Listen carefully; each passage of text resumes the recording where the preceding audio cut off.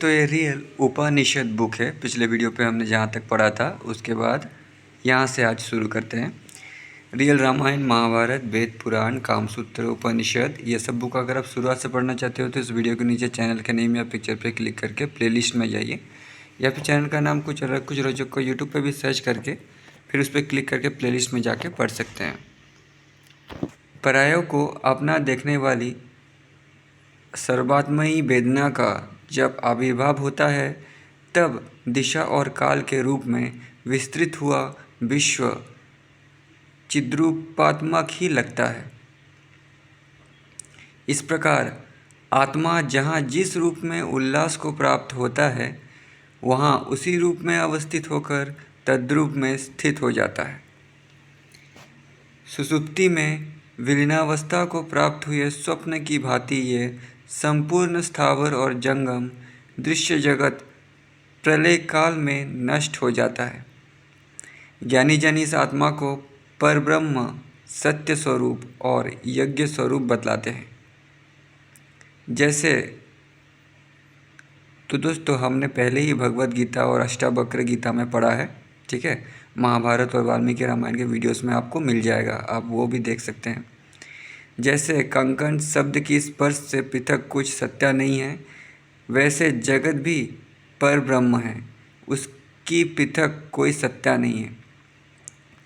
पर ब्रह्म ने ही अपने इस रूप को जगत रूप माया में परिवर्तित किया है। दृष्टा जब दृश्य में अंतर्भूत हो जाए तभी बंधन हो जाता है। दृश्य के वशीभूत होकर ही दृष्टा बंधन में पड़ता है और दृश्य के ना होने पर ही मोक्ष है। संसार की तेरा मेरा रूप भाव वाली सृष्टि ही दृश्य है। संसार में संपूर्ण प्रपंच रूप माया मन के द्वारा ही प्रवृद्ध होती है। जब तक मानसिक संकल्प नष्ट नहीं होती तब तक मुक्ति का मार्ग दिखाई नहीं देता।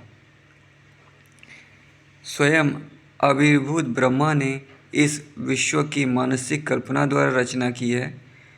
मतलब पहले मानसिक तौर पर सोचा कैसे बनाना है, फिर बनाया है। इस हिसाब से मानसिक कल्पना ही हुआ, इसलिए दिखाई पड़ने वाला विश्व मनोमय ही समझना चाहिए। बाभ्यंतर कहीं भी ये मन सद्रूप में अनावस्थित है। विषयों का बोध होना ही मन कहा गया है। संकल्प ही मन का स्वरूप है, क्योंकि वो संकल्प में ही रम रहा है। अतः संकल्प को ही मन समझना चाहिए। आज तक कोई भी संकल्प और मन को पृथक नहीं कर सका। सभी संकल्पों के विनष्ट होने पर आत्मा स्वरूप ही शेष रहता है। विश्व, मैं और तू इत्यादि इस दिखाई पड़ने वाले प्रपंच के प्रशांत होने पर जब दृश्य का परतत्व हो जाता है तभी कैवल्य की प्राप्ति मानी जाती है। महाप्रलय काल में जब दृश्य में सत्ता का अभाव हो जाता है तब केवल शांत आत्मा ही अवस्थित रहता है, जो आत्मरूपी सूर्य अस्त को प्राप्त नहीं होता तथा जो सब दोषों से परे देव स्वरूप है, जिसमें जाकर वाणी लौट जाती है। उस सर्वकर्ता और सर्वरूप के ज्ञाता मुक्त पुरुष ही है। जिनकी आत्मा एवं रूपों की कल्पना की जाती है वे स्वभावतः रूप रहित ब्रह्म ही परमात्मा कहे जाते हैं। ब्रह्म यानी आत्मा, जैसा हमने पहले पढ़ा है। आकाश तीन माने गए हैं, चित्ताकाश, चिदाकाश और भौतिक आकाश। चिदाकाश इन सब में सूक्ष्मतर है। एक देश से दूसरे देश को गमन करने पर जो मध्य में चित्त का व्यवधान है उसके निमेष से चिदाकाश ही शेष रहता है। उसी चिदाकाश में समस्त संकल्पों को सत्ताहीन करके स्थित होने पर सर्वात्मक शांत पद की प्राप्ति हो जाती है।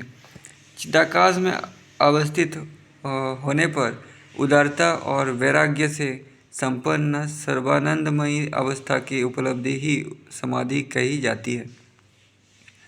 उस समय दृश्य पदार्थ की शून्यता का बोध होने पर, राग द्वेष आदि दोषों के नष्ट होने पर समाधि अवस्था प्राप्त होती है। उस समय अभ्यास की शक्ति से एकाग्रचित्त में रमण करने की क्षमता उत्पन्न हो जाती है। दृश्य की सत्ता के अभाव का बोध ही ज्ञान है, उसे ही चिदात्मक श्रेयत्व कहते हैं, उसे ही आत्मा केवल्य मानना चाहिए। उससे भिन्न सब प्रपंच मिथ्या है। जैसे एक धूलिकण के तिल में मच्छरों का सिंहों के साथ युद्ध करना संभव नहीं है, और मदोन्मत्त ऐरावत का सरसों के एक कर्ण छिद्र में बांधा जाना असंभव नहीं है, तथा कमल की पंजोड़ी में स्थित सुमेर का भ्रमण के बालक द्वारा निगला जाना मिथ्या गाथा है। वैसे ही यह विश्व अस्तित्व में नहीं आ सकता। इसी सत्ता भ्रमात्मक है। राग द्वेष आदि से दोष युक्त हुआ चित्त ही संसार रूप है। उसके दोषों से मुक्त हो जाने पर ही मोक्ष की प्राप्ति होना कहा जाता है। मन जब देह की भावना करता है तब आत्मा देहात्मक बनता है, और जब देह रूप वासना का लोप हो जाता है तब वो धर्म से लिप्त नहीं होता। मन ही कल्प को क्षण तथा क्षण को कल्प बना देता है। अतः मेरे विचार से ये विश्व मन की कल्पना भाव ही है।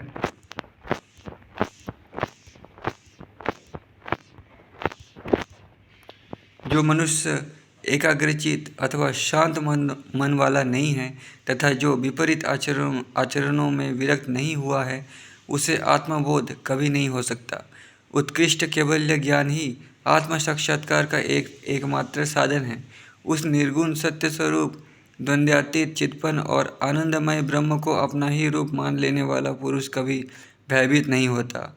मैं वो ब्रह्म हूँ जो सदा देवताओं का भी उपास्य देव है, जो श्रेष्ठ में भी श्रेष्ठतर, महान से भी महान, शाश्वत, कल्याणमय, परम तेजोमय, सर्वज्ञ, सनातन एवं पुराण पुरुष है। इस प्रकार की भावना ही मोक्ष प्राप्ति का श्रेष्ठ कारण है। ममता बंधन का कारण है और ममता का परित्याग ही मोक्ष है। यही दो कारण प्राणी के लिए बंधन अथवा मुक्ति स्वरूप है। ब्रह्म संकल्प से लेकर संकल्प त्याग प्रयत्न, ये संपूर्ण जड़ चेतनात्मक सृष्टि की कल्पना ईश्वर ने की है, और जागृत अवस्था में मोक्ष प्राप्ति प्रयत्न संसार समस्त प्राणी के द्वारा ही कल्पित हुआ है। समस्त संसार प्राणी के द्वारा ही कल्पित हुआ है। कठोपनिषद के अंतर्गत त्रिनाचिकेतनाग्नि से श्वेताश्वतर के योग प्रयत्न के ज्ञान का आधार ईश्वरीय भ्रांति है, और चार्वाक के मत से लेकर कपिल के सांख्य सिद्धांत तक दार्शनिकता का आधार जीव की भ्रांति है। इसलिए जो पुरुष मुक्ति की कामना करता है वो जीव और ईश्वर के वाद विवाद में अपनी बुद्धि को भ्रमित ना करे। उसे तो दृढ़तापूर्वक ब्रह्म तत्व का ही मनन करना चाहिए, यानी अपने आत्मा में मनन करना चाहिए। उसको ईश्वर के चक्कर में नहीं पड़ना चाहिए। जैसा कि हमने शिव पुराण में पढ़ा था, हमने भगवत गीता और अष्टवक्र गीता में भी पढ़ा था, और उपनिषद में भी पढ़ाई है। तो आप वो सब वीडियोस भी देख सकते हैं पूरी तरह से समझने के लिए। ज्ञानी पुरुष वही है जो दिखाई देने वाले संपूर्ण विश्व को निर्विशेष चित्त रूप मानता हो। शिव, ब्रह्मा और विष्णु भी वही है, यानी ब्रह्म है। विषयों का त्याग जितना दुर्लभ है उतना ही दुर्लभ ज्ञान तत्व प्राप्त करना है। सद्गुरु की कृपा के बिना सहजावस्था की प्राप्ति संभव नहीं है। जिसने अपनी बोधप्रद शक्ति को जगा लिया है और सब कर्मों का त्याग कर डाला है, ऐसा योगी स्वयं ही सहजावस्था को प्राप्त हो जाता है। जब तक इसमें किंचित भी भिन्नता रखती है तब तक उसे भय ही भय है। सर्वमय सच्चिदानंदन के दर्शन ही अभिलाषा हो तो ज्ञान के चक्षुओं से उनके दर्शन किए जा सकते हैं। जिसके पास ज्ञान के चक्षु नहीं, उस अंधे मनुष्य को प्रकाशमान सूर्य के दर्शन न होने के समान ही परब्रह्म के दर्शन नहीं होते। वही ब्रह्म प्रज्ञान रूप है। सत्य का लक्षण भी प्रज्ञान ही है। मरण धर्म मनुष्य ब्रह्म के ज्ञान से ही अमरत्व को पाता है। वो ब्रह्म कार्य कारण रूप है। उसका साक्षात्कार होते ही प्राणी के सब संशय दूर होते हैं और कर्मों का क्षय हो जाता है, तथा इसी से हृदय ग्रंथियाँ भी स्वयं खुल जाती है। हे पुत्र, सांसारिक स्थिति में निर्विकार भाव से अनात्मा के त्यागपूर्वक आत्म चैतन्य में ही रमते रहो। जैसे मरुभूमि में भ्रमपूर्वक दिखाई देने वाला जल केवल स्थल ही रहता है, वैसे ही जागृत, स्वप्न और सुसुप्तावस्था वाला यह संपूर्ण संसार आत्मा चिंतन द्वारा चिन्मय को समझना चाहिए। श्रेष्ठ ज्ञानी एवं शिव रूप यही प्राणी है जो लक्ष्य बुद्धि का त्याग कर केवल आत्मनिष्ठ हो जाता है, जो संयम और असंयम के द्वारा सांसारिक प्रपंच शांत हो जाता है, क्योंकि यह विश्व सर्वशक्तिमान महान ब्रह्म का मनोविलासी है। इसका अधिष्ठान अनुपम है, सूक्ष्माति सूक्ष्म तथा अव्यय स्वरूप है।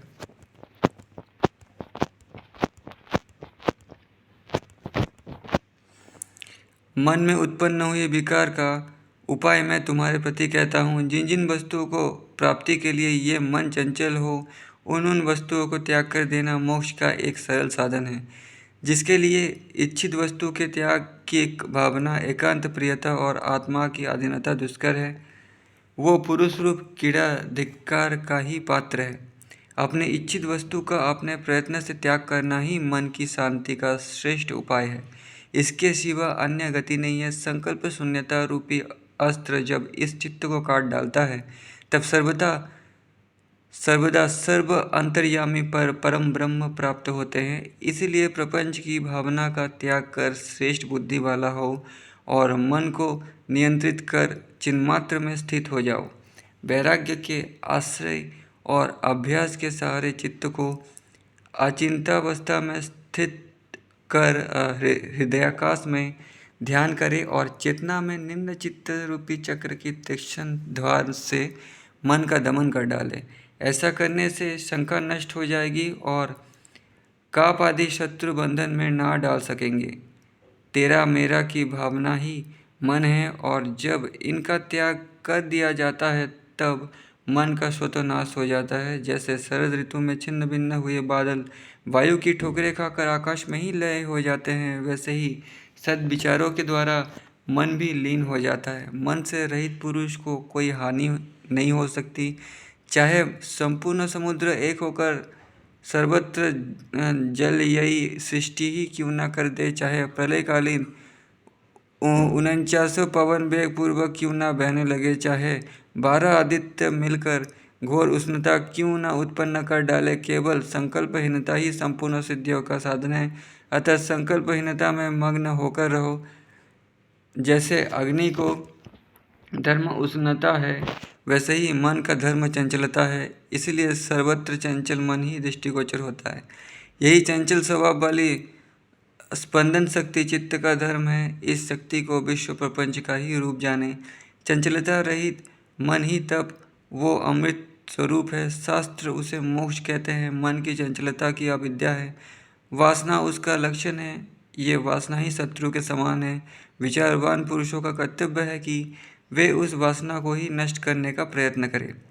और वासना को नष्ट करने का उपाय हमने पहले पढ़ा है। उस वासना के करीब जाकर उसको उपभोग करके, उनको समझकर उनसे अलग हो जाना।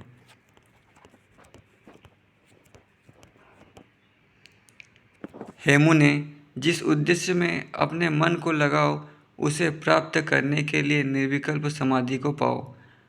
और कुछ मेंटली स्ट्रांग लोग भी हैं जो वासना के करीब ना जाकर के भी उनको नष्ट कर सकते हैं, तो वो वैसा ही कर सकते हैं। चित्त को चित्त से वशीभूत करो और शोक रहित रहते हुए आतंक से दूर रहकर शांति प्राप्त करो। विषयों से रहित मन ही मन का पूर्ण विरोध कर सकता है। जो राजा राज्य पर आसीन है, वही किसी राजा को पराजित करने में सफलता प्राप्त करता है। जो तृष्णा रूपी ग्रह द्वारा ग्रहण किए हुए हैं, जो संसार सागर में गिरकर किनारे पर आने से असमर्थ हो चुके हैं तथा भंवर जाल में पड़ गए हैं, उनकी रक्षा के कार्य में विषय विकारों से शून्य मन ही समर्थ है। वही नौका रूप होकर उन्हें पार लगा सकता है। हेमू ने ऐसे अत्यंत सामर्थ्य वाले मन के द्वारा इस घोर बंधन रूप मानसिक नाश को खंड खंड कर डालो और स्वयं ही इस संसार समुद्र से पार हो जाओ, क्योंकि दूसरा कोई उस समुद्र से पार नहीं कर सकता। जब जब अंतःकरण को उच्छादित करने वाली मन रूपी वासना का प्रादुर्भाव हो, तब तब उसका त्याग करना बुद्धिमान पुरुष का कर्तव्य है। ऐसा करने से अविद्या रूप अंधकार नष्ट हो जाता है। प्रथम भोग रूप वासना त्यागनी चाहिए, फिर भेद रूप वासना और उसके पश्चात भाव अभाव दोनों का ही त्याग कर देना उचित है। इससे हे पुत्र, तुम विकल्प रहित और सुखी हो। मन का नाश ही अविद्या का नाश होना है। मन के द्वारा जो कुछ भी अनुभव में आए उसमें चित्त को मत रमने दो। आस्था का त्याग करना ही मुक्ति है और आस्था के आश्रित रहना ही साक्षात दुख है। जो प्रज्ञावान है उनमें अविद्या का स्पर्श भी नहीं होता, उनसे अविद्या दूर ही रहती है। ये प्रज्ञाहीन पुरुषों में ही विद्यमान रहती है। ये संसार रूपी भ्रमजाल दुख रूप कंटकों से ओतप्रोत है और इसे नष्ट करने वाली आत्म साक्षात्कार की इच्छा जब तक बलवती नहीं होती तब तक अविद्या इन देहों को निरंतर भ्रमाती रहती है। जब वो अविद्या परतंत्र की ओर से देखती है तब वो स्वयं ही विनष्ट हो जाती है। सर्वात्म बोध के दर्शन होते ही अविद्या स्वयं ही छिप जाती है। उस अविद्या का स्वरूप केवल इच्छा का नष्ट होना ही मोक्ष कहा गया है। परंतु इच्छा नष्ट तभी होती है जब संकल्पों का नाश हो जाए, अन्यथा इच्छा नाश संभव नहीं है। कली रूपी अंधकार को नष्ट करने के लिए चित्त रूपी आकाश में वासना रूपी रात्रि के क्षीण होने और चेतना रूपी सूर्य के प्रकाशित होने की आवश्यकता है। चित्त जब विषयों का संग छोड़ देता है और सब और गमन करने वाला हो जाता है तब उसकी वो अवस्था अग्नि वचनीय होती है। अवश्य ही यह ब्रह्म है, यही अव्यय नित्य एवं चिद्रूप है। इससे भिन्न जो मन नाम की कल्पना की जाती है उसका कहीं अस्तित्व नहीं है। वो तो केवल भ्रम नहीं है, ये भी दृश्य विकार अस्तित्वहीन। इस जगत में कोई ना जन्म लेता है और ना कोई मृत्यु को प्राप्त होता है। ये सभी मिथ्या है, केवल सर्वव्याप्त अव्यय अभ्यास रूप एवं चित्त के विकारों के अनुगत न होने वाले चिन्मात्र आत्मा का ही यहाँ अस्तित्व है। यदि चिदात्मा नित्य व्यापक उपद्रव रहित शांत शुद्ध स्वरूप और निर्विकार भाव से शम रूप में स्थित है, उसमें जो नित्य स्वयं ही संकल्प पूर्वक जाता है, चित्त की वही संकल्प रूप अवस्था स्वयं निर्दोष होते हुए भी मन कही जाती है। इसीलिए मन संकल्प के द्वारा ही नष्ट हो जाता है। अपने को ब्रह्म न मानना अथवा ब्रह्म से भिन्न मानना ही मन को बंधन में डालने वाला है। इसके विपरीत ब्रह्म ही सब कुछ है, ऐसा संकल्प मन को मुक्त कर देता है। अपने शरीर की चिंता करने और सांसारिक बातों पर ध्यान देने से ही प्राणी बंधन में पड़ जाता है, परंतु देह की चिंता से मुक्त और सांसारिक बातों से परे रहने वाला प्राणी सदा मुक्त रहता है। जो अपने को मांस रक्त का पुतला ना मानकर उससे भिन्न होने का भाव रखे, उसके अंतःकरण में अविद्या का क्षय हो जाता है और वही प्राणी मुक्ति को प्राप्त होता है। अनात्मा पदार्थ में आत्मभाव रहना ही अविद्या जनित कल्पना है। इससे परे जो पुरुष अभ्यास और वैराग्य के सहारे से बुद्धिपूर्वक भोगेच्छा का बलात् दमन कर निर्विकल्प हो जाता है, वही सुखी है।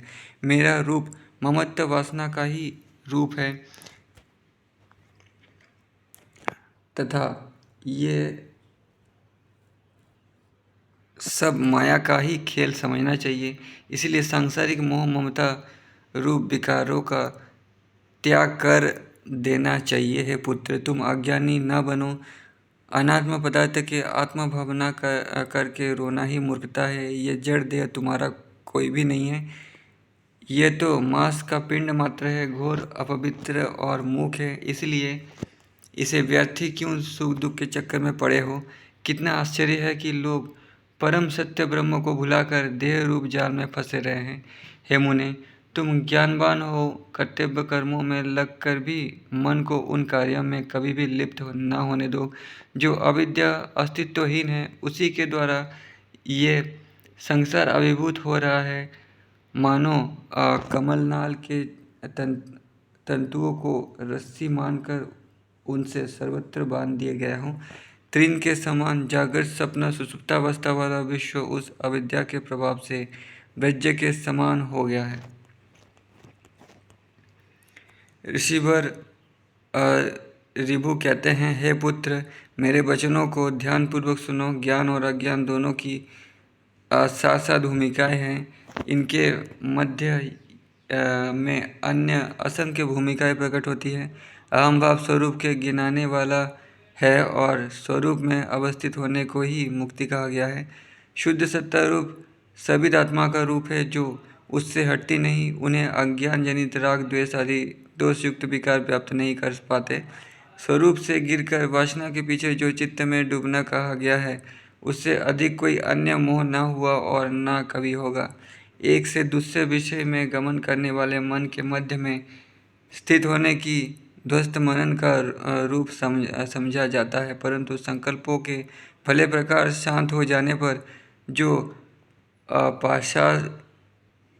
पापाशवत निश्चेष्ट स्थिति होती है, उसे ही परास्वरूप स्थिति कहते हैं।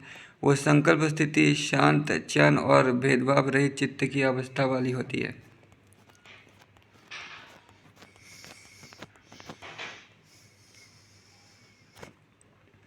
बीज जागृत अवस्था, जागृत अवस्था, महाजागृत अवस्था, जागृत सपनावस्था, स्वप्न जागृत अवस्था और सुषुप्तावस्था। इस प्रकार मोह के 4 भेद होते हैं, परंतु ये परस्पर मिलकर अनेक रूप वाले हो जाते हैं। अब मैं इन सब के पृथक पृथक लक्षण तुम्हारे प्रति कहता हूँ। प्रथम, बीज जागृत अवस्था वो है जो नाम रहित विकारहीन चेतन में चित्त की होने वाली चित्त, जीव, नाम, शब्द और अर्थ की दृष्टि वाली अवस्था होती है। ज्ञान की वो नवीन अवस्था है। इस अवस्था के पश्चात जागृत अवस्था होती है।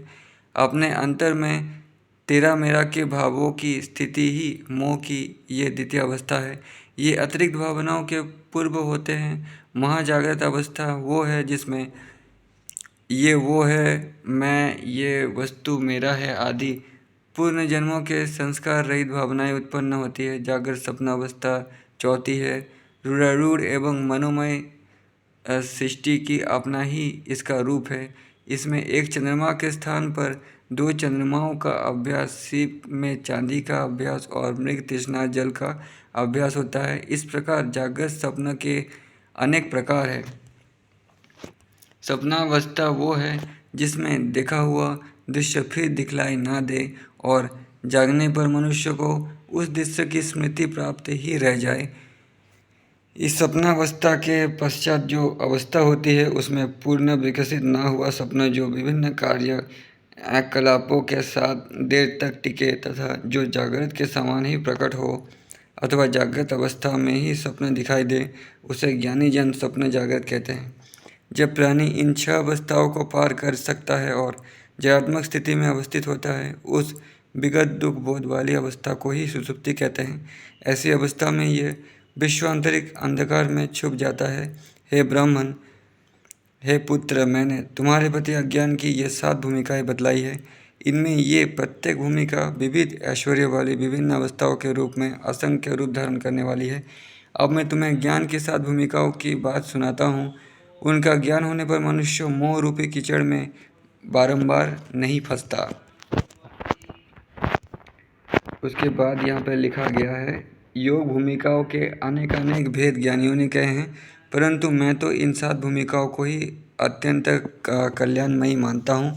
इन 7 भूमिकाओं द्वारा प्रकट होने वाला अवबोध ही ज्ञान कहा जाता है। इन भूमिकाओं के अनंतर होने वाली मुक्ति को श्रेय कहा गया है। प्रथम ज्ञान भूमिका का नाम शुभेच्छा है, दूसरी विचारणा, तीसरी तनुमानसी, चौथी सत्तापत्ति और 5वां असंस्तति कही जाती है। 6वीं को पदार्थ भावना और 7वीं को तुर्यगा कहते हैं। इन भूमिकाओं में पुनः शोक उत्पन्न न होने देने वाली मुक्ति विद्यमान है। मैं इसका विस्तार पूर्वक वर्णन करता हूँ। वैराग्य धारणा से पूर्व सांसारिक भ्रमजाल के प्रति ग्लानि उत्पन्न होना और शस्त्रादि के प्रति जिज्ञासा का उदय होना, श्रेष्ठ कर्मों की इच्छा आदि को ही ज्ञानियों से शुभेच्छा कहा है। इसके पश्चात साधु संग और शास्त्रों के अध्ययन आदि के द्वारा अभ्यास वैराग्य से युक्त सदाचरण की प्रवृत्ति उत्पन्न होती है, उसे ही विचारणा कहा गया है। जब यह अवस्था प्राप्त हो जाती है तब विषयों के प्रति अनुराग क्षीण हो जाता है वो अवस्था तनु मानसी कही जाती है। जब इन तीनों भूमिकाओं का पूर्ण अभ्यास हो जाता है तब वैराग्य के प्राबल्य से चित्त शुद्ध तत्व स्वरूप में अवस्थित होता है। उस अवस्था को ही सत्तापति कहा गया है। इन सब भूमिकाओं का अभ्यास होने पर जो संसर्गहीन कला सत्तारूढ़ होती है वही आसक्ति है। इन 5 भूमिकाओं का अभ्यास होने पर अपने आत्मा में रमते रहने से और ब्रह्म आभ्यंतरिक पदार्थ की भावना का नाश होने पर पदार्थ भावना होती है। इन 6 भूमिकाओं के पूर्ण अभ्यास के अनंतर भेद बुद्धि मिट जाती है और आत्मभाव में ही साधक एकनिष्ठ हो जाता है। उसको ये अवस्था तुर्यगा कही गई है। इस अवस्था को जीवन मुक्त पुरुष ही प्राप्त होते हैं।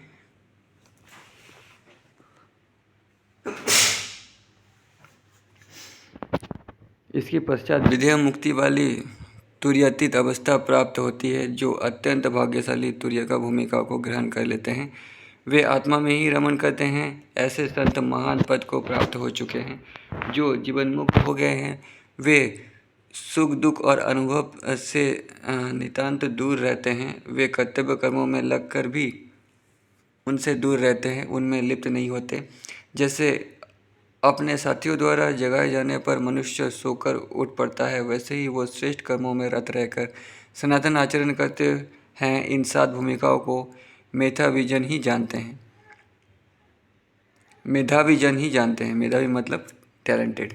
यदि पशु और स्म्लेच्छ आदि भी ज्ञान की इन भूमिकाओं को प्राप्त कर ले तो वे भी देह त्याग के पश्चात मुक्त हो जाते हैं। हृदय ग्रंथियों का उद्घाटन ही ज्ञान है। जब इसकी प्राप्ति हो जाती है तभी मुक्ति प्राप्त हो सकती है। परमपद उन्हीं को मिलता है जो मोह रूप समुद्र से पार हो चुके हैं। जैसे मृग तृष्णा में जल का भ्रम उत्पन्न होता है, वैसे ही अनात्मा में आत्मबुद्धि का प्रादुर्भाव होता है। इसी की अविद्या कहा गया है और अविद्या नष्ट होना ही मुक्ति है। इन भूमिकाओं में वे पुरुष ही स्थित होते हैं जो आत्म साक्षात्कार के प्रयत्न में लगे हैं। मन की पूर्ण शांति के उपाय का योग कहा है। योग की 7 भूमिकाओं का वर्णन किया जा चुका है। इन भूमिकाओं का उद्देश्य ब्रह्मपद की प्राप्ति है। ब्रह्मपद वो है जिसमें मेरा तेरा रूप अपने पराये का भेदभाव नहीं होता। उस समय भगवान का ना तो चिंतन होता है और ना भावात्मक बुद्धि ही शेष रहती है, क्योंकि सांसारिक पदार्थों का अस्तित्व आत्मा संस्पेदन मात्र है, इससे भिन्न कुछ नहीं। आकाश स्वरूप शिव शाश्वत, दोष शून्य, आलंबन शून्य, कारण रहित, अनिर्वचनीय, सत असत से रहित, मध्य अंत से रहित, न संपूर्ण और संपूर्ण भी, मन वाणी से ग्रहण करने के अयोग्य, पूर्ण शांत, सुख से भी अत्यंत सुखरूप तथा आत्मा साक्षात्कार रूप वो व्यापक ब्रह्म है। वो कभी संवेदन में नहीं आता।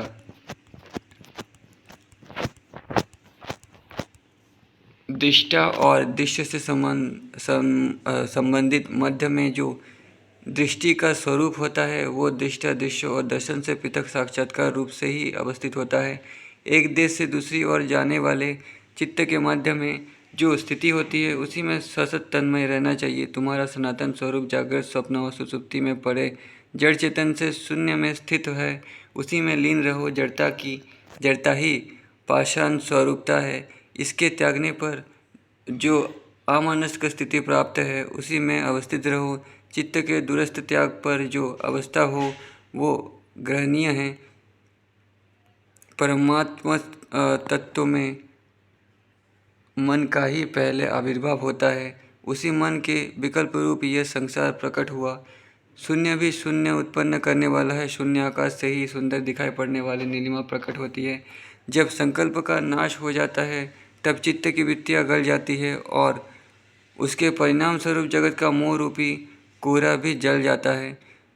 तब सरदागमन पर निर्मल आकाश के समान वो जन्म रहित सभी प्राणी पदार्थों का आदि और अनंत एक चिन्मात्र रूप ही भाषित होता है। बिना रंग आदि के और कर्ता के आकाश चित्रित हो रहा है। दृष्टा बिना निद्रातीत स्वप्न दिखाई देता है। ये चिदात्मा समान रूप से स्वच्छ निर्विकल्प साक्षी रूप और दर्पण के समान निर्मल है। उसमें इच्छा के बिना ही तीनों लोग अप्रतिबिंबित हो रहे हैं। ब्रह्म सर्वस्वरूप, चिदाकाश स्वरूप, अखंडित तथा एक है। ऐसी भावना करने से ही चित्त की चंचलता शांत होती है। जैसे एक मोटी पाषाण शिला पर ऊपर रेखा खींची होती है, वैसे ही तीनों लोक से युक्त ब्रह्म के दर्शन करने चाहिए। किसी अन्य कारण के अभाव में इस विश्व की उत्पत्ति ही नहीं हुई, चिन्मात्र के सिवा और कुछ नहीं है। ऐसा जानकर इस संपूर्ण संसार माया से विरक्त होकर तथा ससत रहित होकर केवल चिन्मात्र के दर्शन करो।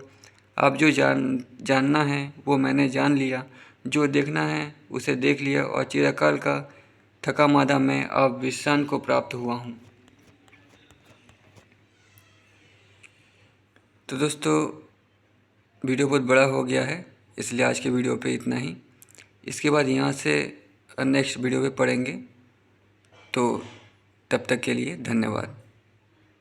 जो चित्तहीन परम पद को पा चुके हैं।